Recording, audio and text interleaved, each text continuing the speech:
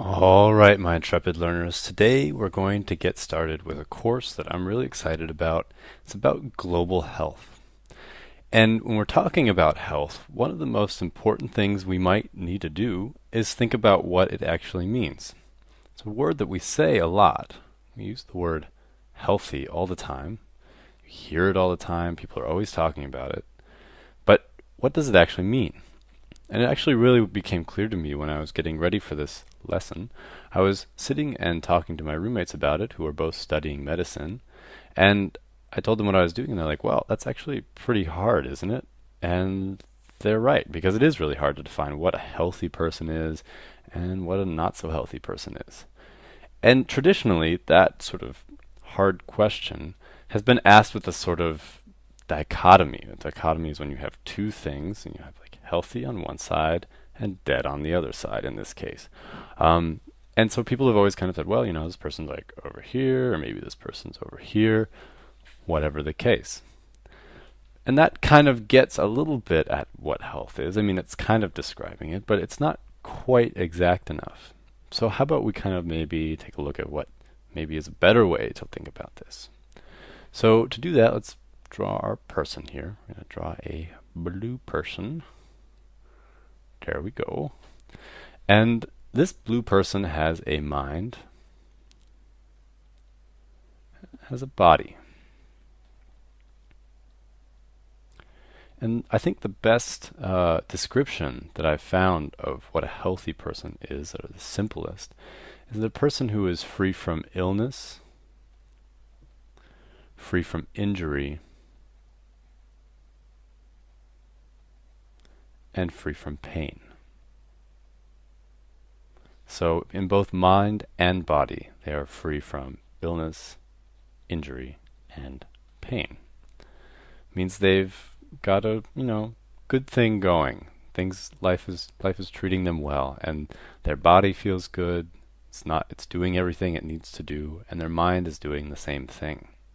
And that's a really hard, the lines between sick and healthy are obviously a little hard. And we can also replace dead over here with sick as well, because in a way it's not necessarily always going to be that clear. Maybe sick would lay on this chart here in the middle, something like that. But obviously it's more complicated than that, because you could have an incredible body, but your mind could be giving you trouble. And then there's another sort of recipe, another element to this recipe that I would like to add, which is maybe something that you don't always read very often or think about, but relationships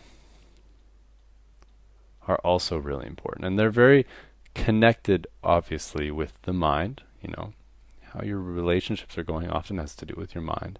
But relationships are also one of the most important things in our life. And if they're not going well, then maybe it's kind of hard to be healthy. So having a healthy life and living a healthy life is about having a mind, a body, and relationships that are all working for you. All right, so let's maybe take a look at the levels that health sort of occurs at. And we'll do that by drawing our blue person here. It's not a blue man, it's a blue person. And we've got our personal level of health again. And that again has to do with things like your hygiene, with your nutrition, with your freedom from illness or injury. All that sort of stuff is encapsulated in your personal health. And a lot more. Again, relationships, for example, being another thing. And then when you take more than one person and group them together, then you've got and I am just like repeating the same thing that I just wrote. Why am I doing that? Population. So you are a part of a population of some kind. And I'm going to group it together with another word that we hear a lot and we'll be talking about in this course a lot, is the community. And a lot of times this population and community level is sort of used as a way of comparing different groups of people. It's kind of something that researchers use a lot, and people who are doing action in communities use a lot. And so you have a group of people, let's say we have the blue people over here, and we've got the green people over here. Maybe researchers are taking a look at a certain group of people and trying to say, which one is healthier than the other one. Maybe the green people are healthier in this case. And then trying to figure out, well, why? What's the reason for that? It's kind of important. So that's the population level. And that's just groups of individuals. And then you've got the public level, and let me find a cool color for public. You've got public health. And public health is sort of an extension, or it's just a broader term that basically means the same thing as the layer below it in a way, except that it has a lot more to do with things like policy, which we'll probably be not talking about too much in this course, but it definitely has more to do with policy and action. And it's with even bigger groups of people. So we're talking like really, really, really big numbers of red people and whatever this color is, teal people and blue people, lots and lots and lots of them, and often even sort of putting them in groups themselves. And we're kind of using a clashing color here. I need to find a better color. So even putting these people in groups and comparing them to even other groups. And the public level has a lot to do with how you run your society and how you spend your money. So you've kind of got like the set of problems, maybe here, and then you've got your set of resources, like you've got this much money and you've got this many doctors. And public policy is often trying to figure out, how do we spend money on this and on this, so that maybe we can, solve a problem and put doctors working on this and researchers working on that. And how can we organize our entire society to fix these problems and kind of like, get rid of them as best as we can. So that is kind of what public policy is about.